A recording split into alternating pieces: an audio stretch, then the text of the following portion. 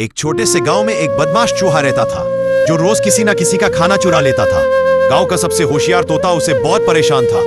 एक दिन तोता ने सोचा, आज इस चूहे को सबक सिखाकर ही रहूंगा।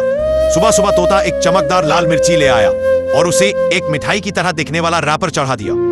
चूहा दूर से देखते ही बोल पड़ा, वाह, आज तो असली मौज। वो तुरंत दौड़ कर आया, मिठाई समझकर मिर्ची को चबा गया और फिर आग।